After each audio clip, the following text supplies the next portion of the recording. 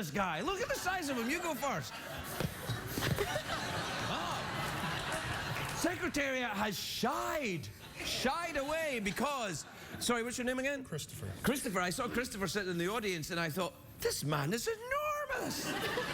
Christopher, you're 6'4". Mm-hmm. And then you come out and I think, well, you're not that much taller than me. But then I thought, he is rather big. For example, look, this is a regular size hat.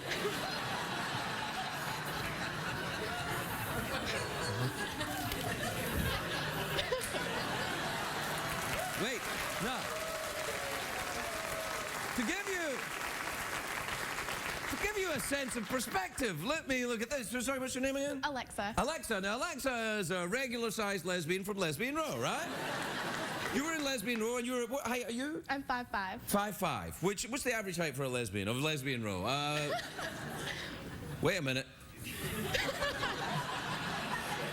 I think we have an anomaly on Lesbian Row. Anyway, we'll carry on. You stand there with the hat. You stand there, and then we'll do the beginning of the show. Just stand there. It'll be fine.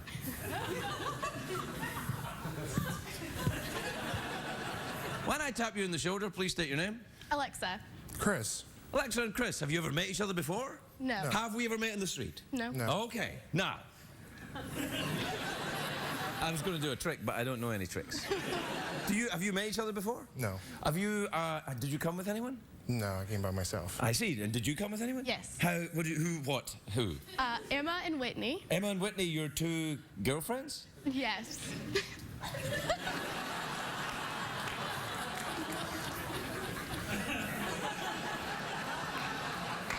Dude, this is about to get really awesome for you.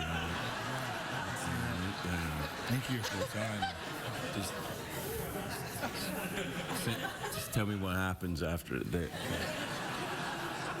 Well, Alexa and your two hot friends, you are going, all four of you are going to a restaurant. Well, yeah, all four of them. Yeah, they're going, the two of them, and then the two friends. That's all right, right? You can afford that, right? Is that all right? Or you could send me to Cannes. Take your pick, take your pick. Café La Bohème, that's a great restaurant. And now, it's going to be a little awkward because the three of you know each other and you've never been there. Now, you girls, be kind. Of course. Because the thing is, I remember, you know, when I was little, I was big, if you know what I mean. I was like, were you the biggest guy in your class? Always. And didn't you feel kind of awkward when all the other kids are like kind of having their life and you were like, oh. That was like me too. I was like that too. Worked out better for you, I think, didn't it? Not really. They chased me home like Shrek. What? Wait. No, they called you Shrek? What do you think they did to me? I even sound like, oh, I donkey, oh, I Shrek. Anyway, it's all right. It's all right. So you're going to Café La Bohème. That's great. That's French, you know. Well, that'll be good. Are you guys excited? Are you from out of town? Yes. Where are you from? We're from Tennessee. Tennessee. That's lovely. Which part? Nashville. Nashville. Yeah. Mm. That's the Vegas of Tennessee. Am I right? Mm-hmm. I got me a tornado warning once when I was in Nashville, and the weather was fine. We'll be right back, everybody. We'll be right back.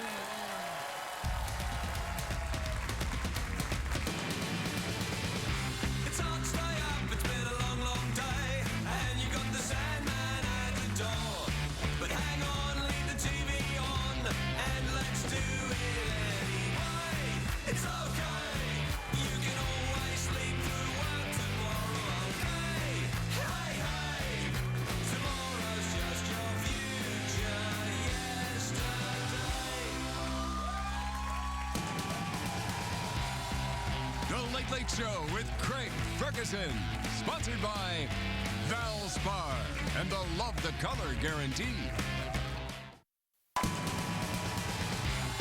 Ladies and gentlemen, Craig Ferguson.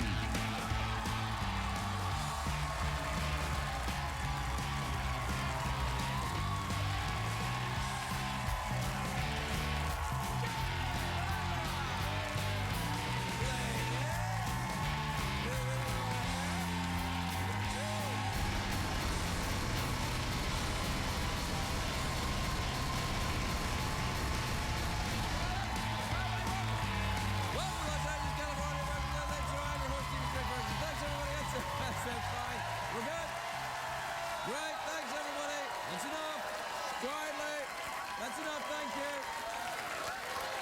Very good. That was really, thanks everybody, really very good. In fact, a little bit frightening, wasn't it, Jan? Yeah. Frightening because it was so authentic. I could really feel the love of the people reaching me. It was in no way coerced out of them by that panicky warm-up comedian. These people have been terrorized, these people. I hear him before I come out, you know. I can hear what he's doing to you. You better laugh! You better laugh! Then he tried a new phrase tonight. Did you hear his new phrase? Yeah. Yeah, it was like, let's make television!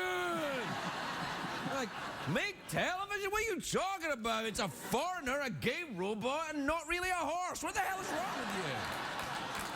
It's not really television. Is this television? I suppose it is. Are you kidding me? Hell no. No, actually, it has to. It is television, but television now is a reality show, so we should have a reality show. I'll be the sassy one that's sexy. Who's you? I'll be the gay robot. But wait, there's no gay robot in the Kardashians, is there? Well, I'll be the appliance then. What's another word for appliance? Tool? Will you be the tool? Tool, yeah. All right, and what, you the great big hairy one? What, is there a great big hairy one in the Kardashians? Sure, yeah. What one is that? Chloe. Is it?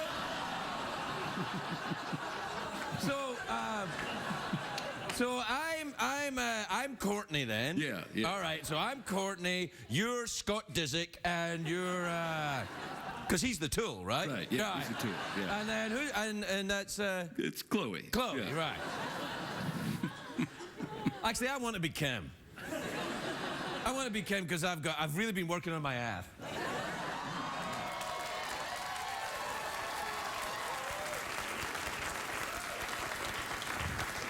Have you been working on your ass, or have you been working on my ass? No, I've been working on your ass. Yeah.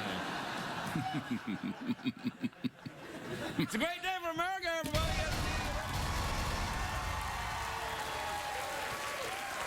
It is not, but it is not a great day. It is not a great day for one of my favorites, Rod Stewart, music legend. You know Rod Stewart. Oh, sure. If you want my body, yeah. That's not my... Can you do a Rod Stewart impression? No, you kidding me? All right. You can't? You can do everybody. Infatuation! Infatuation! Anyway, Rod Stewart admitted today that at a certain point in his life, he was addicted to steroids. And I'm like, really? Because I thought steroids made you all kind of like, ah! It didn't really show. No, it doesn't. Apparently, the big problem is the steroids shrank his junk. So he's going to have to change his first name from Rod to Needle. But the shrank is... It's a joke. It's a joke. It's a joke. He's getting older, but he looks fantastic. He still looks great. Do we have a picture of Rod Stewart? There he is, right there. Now. Oh, hey, hang on a second. First of all, don't owe Rod Stewart. And secondly, that's not really him. That's a highly expensive special effect put together on the CBS computer. There, look, there it is. I'll tell you why I'm excited. Why are you excited, Craig? Well, the Cannes Film Festival starts today. I'm very excited about it. It's a great day. If you love cinema, it's a great day for people who love cinema, which is everyone, and for those people who love the French, who is the French. The French love the French. Anyone who's anyone in show business is in France right now. I know what you're thinking, but Craig, you're here in Los Angeles. Exactly. I am lower on the show business ladder than Justin Bieber's monkey. Wow. Not even in show business anymore, that monkey. It's still in Germany. They kept the monkey. Like, no, Bieber, we are keeping this monkey. It's never coming out of Germany ever again. This Bieber monkey is the new Hasselhoff of Germany.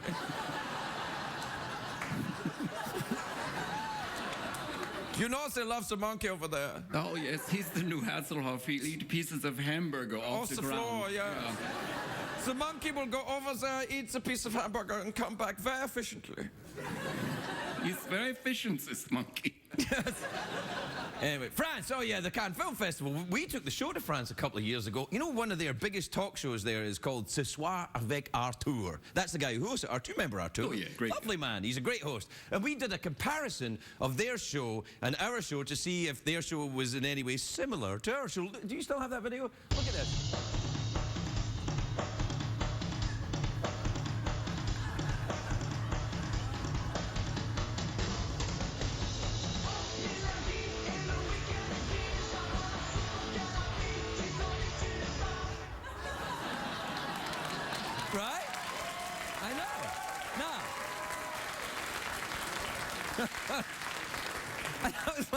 Wow.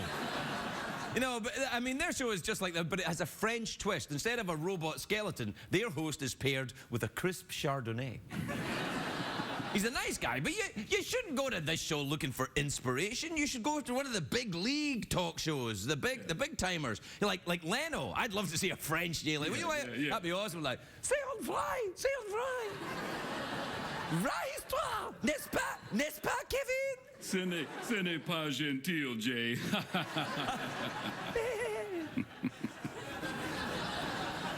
That was actual French we did there. Yeah. Do you know what we said? No idea. All right. Anyway, today in France, the Cannes Film Festival, like the whole concept is ridiculous. These Hollywood people spend thousands of dollars to fly to France, then spend a week sitting inside a movie theater. They never see France. We got movie theaters in LA. It's like going to a strip club for the buffet. It's stupid. That's like going to a Dodgers game to see a winning team. And, no, wait, now, to be fair,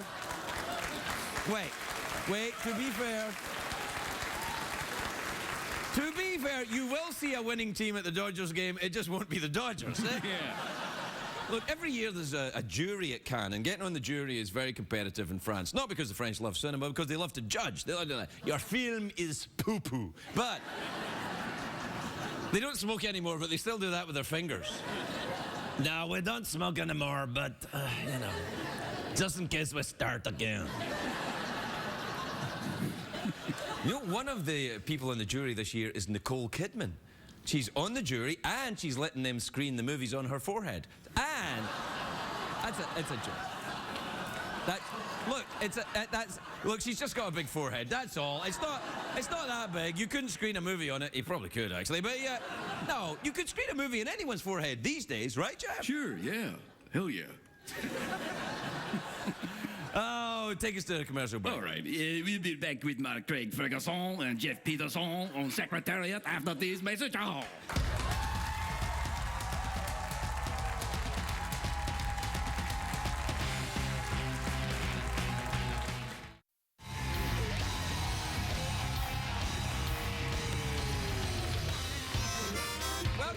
Welcome back to the big show where tonight we've gone. What are we doing tonight? We're going French crazy, man. Whoa, French crazy? Yeah. Why? Because. Because? Yeah, because of the wonderful things he does? Yeah. You like The Wizard of Oz? Love Wizard of Oz. I like that story. I like the, wait, I get something in my pocket here. What was it? Oh, sorry, it's just my penis. It moved around.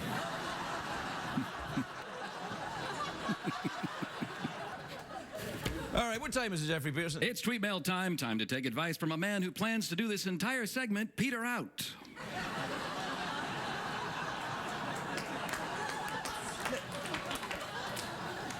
It's not cable, man. Broadcast television is the mighty Tiffany network. It's CBS. It's the great... Anyway, look, this is... you want to do an email jingle? Yeah. Okay, go, you start. Emails and tweets.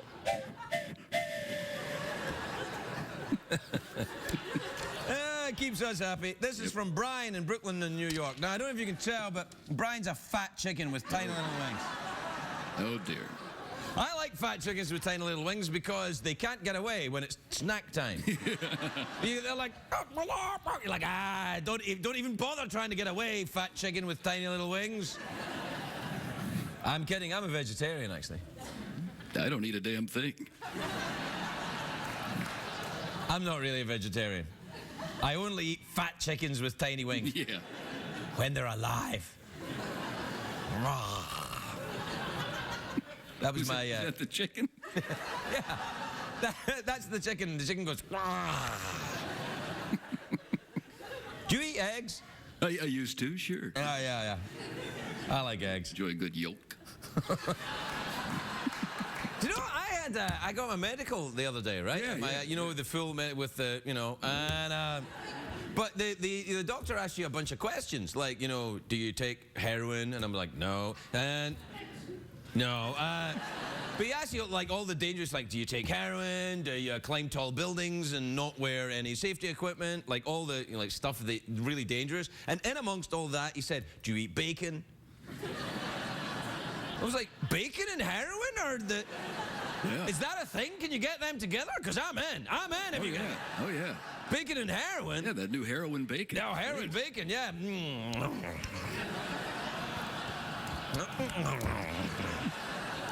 So tasty. Dead. CBS Cares.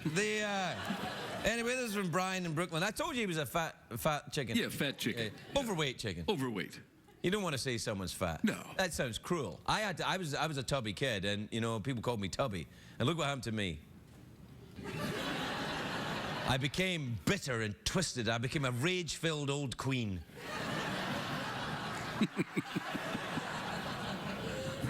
Well, somebody in show business has to do it. Yeah. It's not like there's other rage-filled old queens in show business, are there?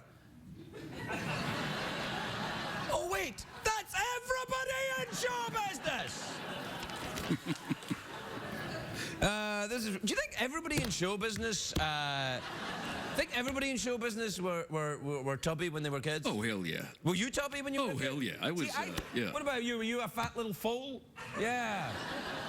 See, I think that's what it is. I think if you're a tubby kid, that's what you think. I am going to lose some weight and yell at people. Yeah, I'm gonna seek the approval of strangers in darkened rooms. And also comedy club. Yeah, there you go.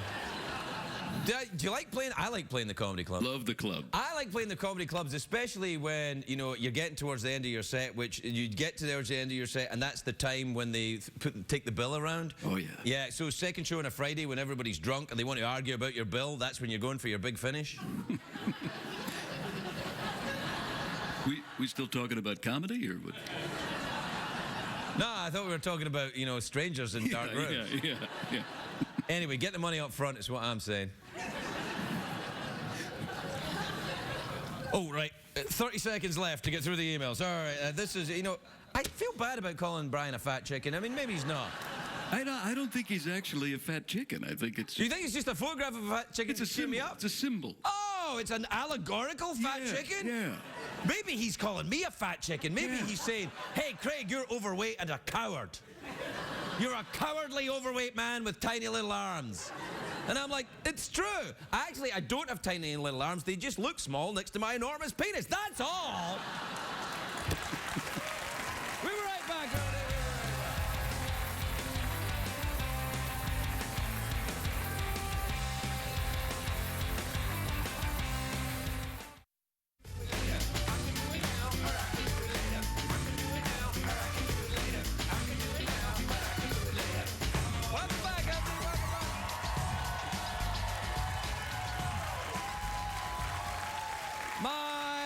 First guest tonight is a very talented musician. He's an actor and an author. His latest book, Mirror Image, is in stores now. Please welcome Ice-T, everybody. Ice-T.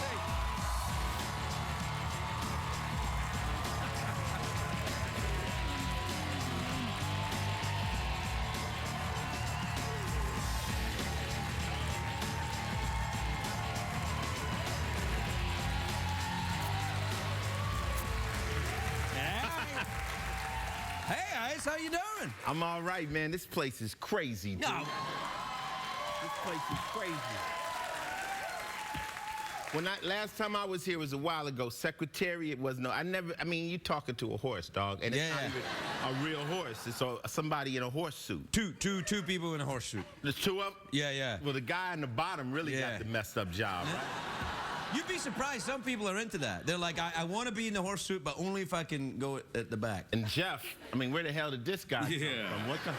What kind of diet has he been on? Well, you know, crystal meth, mostly. Yeah. That's what he does. A little bit of Tina, right? That's what it did for you, wasn't it? Come on, Ice-T. Don't play like you don't know me. Come on. Yeah. We go way back. Yeah. That's right. You took it too far, man. Week, hey, you know what? I've been reading this book. I've been reading your book. Okay. It's good. Yeah. You say that like you're surprised. Well, a little bit. Because I thought, because you're really super famous, and you're like, you know, you're on TV and stuff, and I thought, well, you know, it'll be some ghost written, and I'm like, actually, you know, pretty good. Thank you. Yeah, like righty good. Well, and then I was scared because the picture at the back, you're wearing your black hat, and I'm like, uh-oh. I mean, you know, that's my second novel. I've written 4 books. I wrote The Ice Opinion, Who Gives a my first book, and then I wrote my second one, which was a memoir about from South Central to Hollywood. The first book is called The Kings of Ice, and this is called Mirror Image. And people that are familiar with my music know I always tell stories. That's true, yeah. Kept everything, you know, real visual. So just taking it and putting it into book form wasn't that hard. Do you wear that hat when you're writing? Do you like, I get my riding hat on now? I only wear that hat when I'm with Coco. Really? No.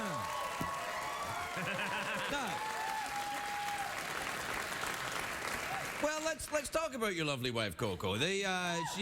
She's working in Las Vegas at the moment. Yeah, right now. Yeah, she's headlining Peep Show. Holly Madison was doing it, and then she had her baby, and Coco's been doing it since December. She just extended to the beginning of September. No, extended. What do you mean by that? Well, continue with the contract. I see. She's performing there every night. It's just a joke, man. It wasn't even a very good joke. I'm the one that does the extension.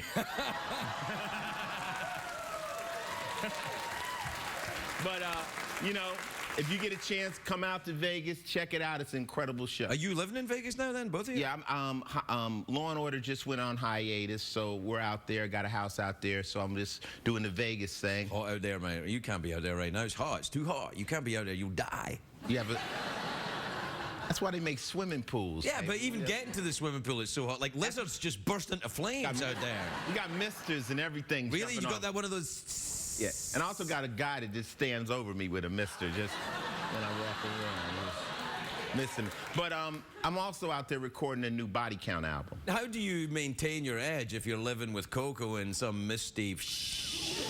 Like, you're living in a big palace in Vegas with, like, you know, people are throwing diamonds at you to keep you cool, and you're... I always tell people the same thing. I mean, I might be doing well, but all my friends are flat broke. So every time I pick up the phone, I'm directly connected to the bottom. Yeah. You know, so I know what's going on, and I got my own aid going out every day. So I would love everybody to be doing well. You lend money to your friends? A lot. Yeah. A lot. I've lent money every time I've lent money to friends of mine. No, they get mad at me. Isn't that crazy? It's nuts, right? Because it's not enough. Yeah, you lend them money and then you go, where's my money? And they're like, you can afford it. I'm like, that's not the point, man. It's like if you go into Western Union and say, hey, give me that money, and they're like, well, why? You know, and they're like, well, you can afford it. Oh, yeah, but it's still our money. It's weird, though. They say if you loan money to a friend, expect to lose one. You know, so that's why I'm down to like 4 friends. Yeah. I'm trying to cultivate. I'm trying to get a whole batch of new friends that are rich. I think you should be my new friend because you clearly got a lot of money. But I think you got more than me, so I'd be on you. Are you kidding me? I spent all my money on the Rhino and the. That's it. This is all my disposable income was. You got the best show going because you got a skull over here. He's not getting fed. You got a horse over there that eats hay probably, so you don't have any overhead. You're making all the money on this show. I don't even see a band. This guy doesn't even have a band. Where's your band at? Yeah, I don't have a band. I used all the money. Actually, you know, you're the first person that's ever noticed it. I always complain about the budget of the show, but the reason is I steal the budget of the show. Can't pull it over on ice. No, nor would I try. Yeah. Well, we're out of time. Anything you wanna have a crack at? Nah, I'm having a ball right here. You know what I'm saying? You don't want to throw frisbees at the horse, or what about an awkward pause? How about that? Let's try that. An awkward pause? All right then. You want anything attached to it? It's anything. Homoerotic subtext? Say something. Yeah, say something that Ice-T would look crazy about. Those are my pants, man.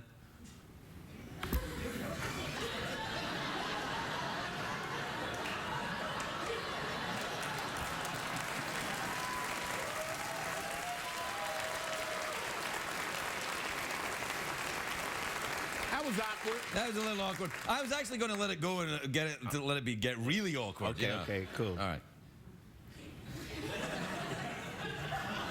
Oh, wait, no, that's just getting intimidating. You did that thing now.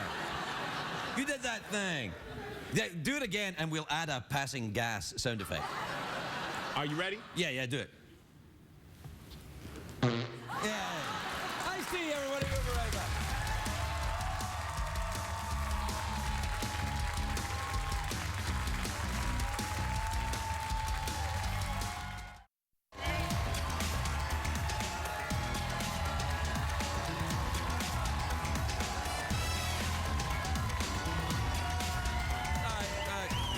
Welcome back. My next guest is a very funny comedian. Her new CD, I Heart Jokes, Paula Tells Them in Boston, is available on her website and on iTunes. Can I say iTunes?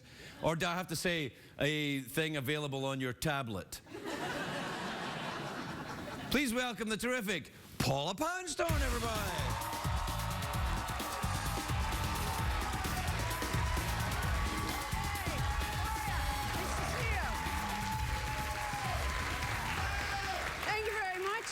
It is so nice to be here. I'm always excited to be on the Craig Ferguson show. People call it late show, but I call it the Craig Ferguson show because that's how I think of it. It's always very exciting to be here. I like to know who the other people are going to be on the show because it feels very show businessy to be here. Frankly, who I really want to be on with, my favorite actor, is the guy from the Earwax vacuum commercial.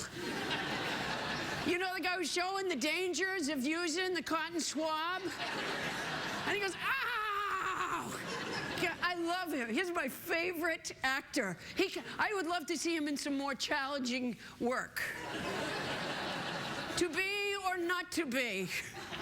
Whether 'tis nobler in the mind to suffer the slings and arrows of outrageous fortune or, ow!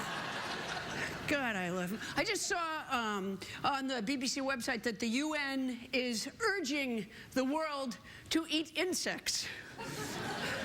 That is not going to go over well in my home. I have a 15-year-old son who gets mad when I serve a green leafy vegetable. I can't imagine saying, honey, don't fill up on junk. We're having stuffed mosquito tonight. I have a 15-year-old who, he's an angry boy. He has ADD, and he loves to argue. It's his favorite thing in the world. He just argues all the time. I'm driving him the other day, and he says, will you buy me a car?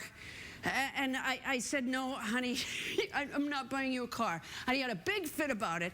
And I said, listen to me, just stop. I said, in order to get a license, you have to be able to focus and follow directions. And he said, and I quote, I want to sell my clothes at that store right there.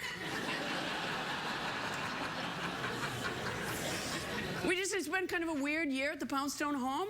This year was my middle daughter's first year in college. I drove her 17 hours up to college, and I realized after we get up there, you know, I can't do that every day. And so, I mean, I just left her. We had a weird thing happen, a terrible thing actually happened this year. My son, a few months ago, my 15-year-old, I came home from work one day and his head was distended. And, you know, long story short, I took him to the emergency room and they said, they did some scans and they came out, I swear to you, after 5 hours, they came out and said, he has an infection in his brain and he has to have a brain surgery. And he and I looked at each other and just started to laugh. We go, that is ridiculous.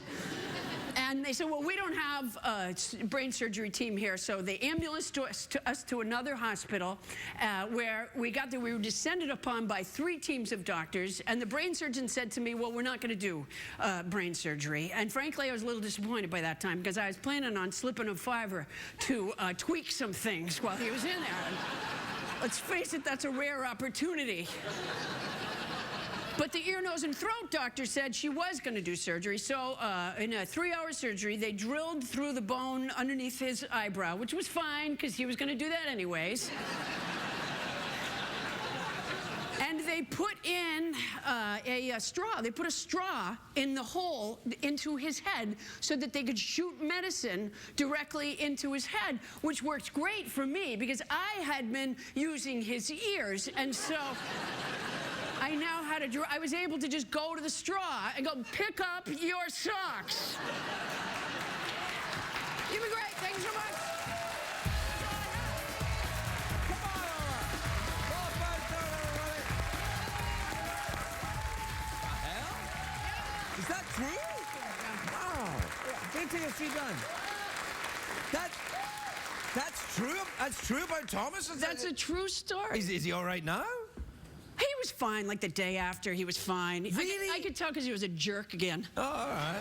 And I'm like, he's fine. You know what he did? He was in the ICU for 8 nights, and the protocol has it that they have them on a heart monitor, but in truth, he didn't really need a heart monitor. But what he did was he figured out how to breathe weird and make the nurses come in. Could he teach me that breathing? That's amazing. I like your fine. suit tonight. You're very, you know, your eye catcher. Yeah. No, it's good. That's nice to hear because, you know, your last guest had so many talents that I was always watching, and I did watch, and he seemed wonderful, and I began to feel, you know, less, you know, because he would write the novel, you know, does the rapping. Yeah. Ice-T, he's a rapper. Yeah, he raps. Yeah, come on. Yeah. Say it. He raps. Yeah. I do some rapping in my kitchen. Now, I don't want to hear that.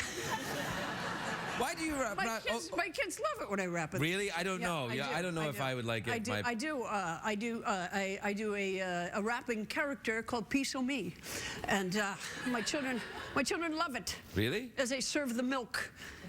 Yeah. Yeah. Do you do that? Because I've heard rap for my kids. Last time I was here, rap for your kids. No, he wouldn't let me. Yeah, my oldest boy would be like, Dad, just don't even try that. And my youngest boy, who's only 2, is interested in fire trucks. That's all he wants to talk about is fire trucks. You know, he came over to me, actually, this is true, last night he came over to me and he said, Dad, I have to talk to you a question. I said, okay. And he said, how about fire trucks? And I said, they're great. He went, yes, they are. You know what? That is so great because he's becoming like a little talk show host. A little bit, yeah. I have to talk I hate that idea. That's horrible. He's gonna be your chief rival. Oh no. On the French show. He can't speak French. He can barely speak English at the moment, to be honest. I mean, it's 2 and a half. I have to talk to you a question. I love that. I have to talk to you a question. Yeah. And do you correct that or you just let that go? I'll let it go. It's all right. Doesn't matter. They'll pick it up at college. Yeah. Yeah. How many have you got in college now? 2, 1? I have 1 in college. Oh, man. My middle daughter is in college. That's expensive. And you know why she's in college? Did you get clever? Because she wrote her assignments down and then did them. Yeah, which seems to have just totally befuddled my other 2. Yeah. Sadly, it was never something I was fond of doing. No, I would never do that. No. Hence this. Yeah. My son one time tried to reach out to her, and I thought this was touching in a screwed-up Poundstone kind of a way. He said to her, you know, the reason Mom knows you have homework is that you write it down.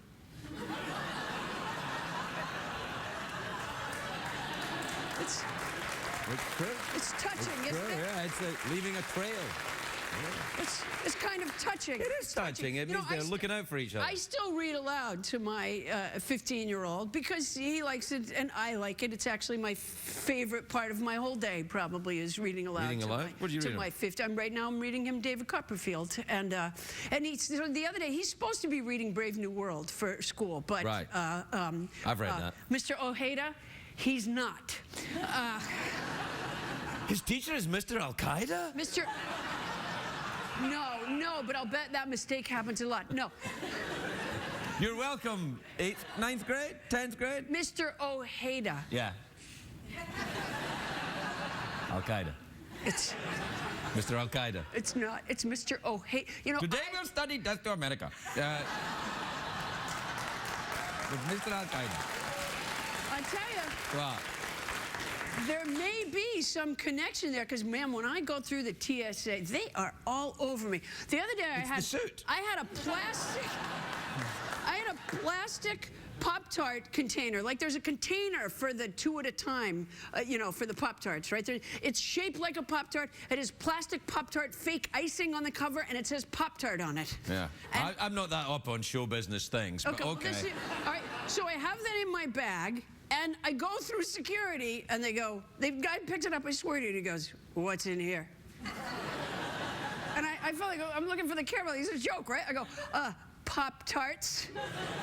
And by the way, if there weren't Pop-Tarts in there, if there was something illicit, you know what I mean? What was I gonna say? You know, like an M16? Why would I? Yeah. Like, oh my God, you got my heroin. I feel so silly.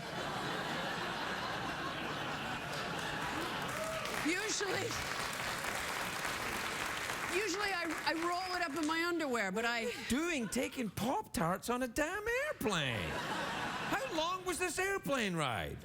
I really only need a few minutes before I have a hankering, but no, they don't serve food anymore, and so you have to bring your Pop-Tarts. What did you do when you guys went to France? Did you like rent a plane or something? Did you have your Rent own a plane? This show? Are you kidding me? Well, I figure with the savings from the band. Oh, no, don't you start. No, I figure since you don't have a band, you've been socking it away for your airplane. Well, you caught me. So, yeah. Well, I caviar and roast ox. You guys, by the way, this is the first time I've been in the new bigger Oh, what do you think? studio. Oh my God, the difference! I tried to tell you when you insisted on having a bigger studio. Yeah. Didn't I say to you? It's not going to make any difference. Doesn't make any whatsoever. difference at all. No, the yeah. only person who got more space is the horse. Yeah, I know. Well, at least somebody's happy. Yeah. Oh, and look how happy he is. Look at him. Yeah, he smiles all the time. Yeah. Well, we're out of time. No, we're not. Yeah, we are actually. Yeah, look, there's a clock right over there with zeros on it. That's how you know. Save a couple of minutes and you sock it away for your airplane. That's what you do. You are ripping these people off. They have at least 2 or 3 more minutes. Whoa, wait a minute. You are. Wait a minute. Sucking it away. Wait a minute. First of all, this is free. Secondly, it's the middle of the night. If I am ripping them off, they're too sleepy to know. Yeah, they know. What are you gonna say something about that? Go ahead. Yeah, I was gonna plug it a bit and then throw a commercial break. Or you could if you want. No. It's better come on. It looks better, I think, if you say. All right, then. Do you want me to do like a whole talk show thing around it? I wouldn't. Either that or we'll have your kid come do it. Well, it's not a fire truck, but people seem to enjoy it, everyone. We'll be right back.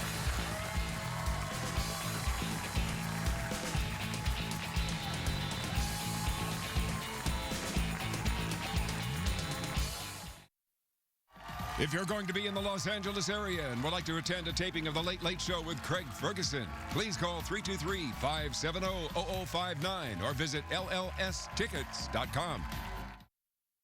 What did we learn on the show tonight, Greg?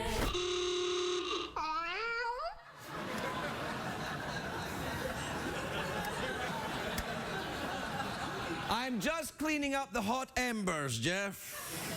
That's good. Oh, yeah, there you go. You got it. That's good. That looks good. Just cleaning up anything else that's lying around as well.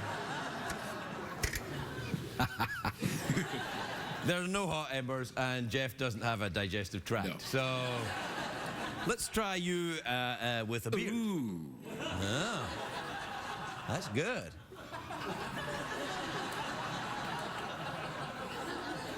Who do you look like with that beard? Look like Freud, Sigmund Freud. Sigmund Freud? Yeah. All right, you be Sigmund Freud, and I'll be Carl Jung. All right. You ready? Yeah. All right, then. Do you know, Sigmund, all of your talk about sex is making me feel horny. Oh, is that right, Carl? Well, I just happen to have some Pop-Tarts here.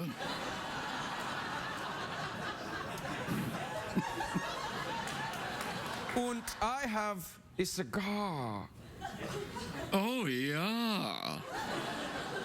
You know, Pop-Tarts and cigars is very special. You know what you get when you put them together? Do you know what you get? What's that? People's monkey. Yeah. Bye, everyone.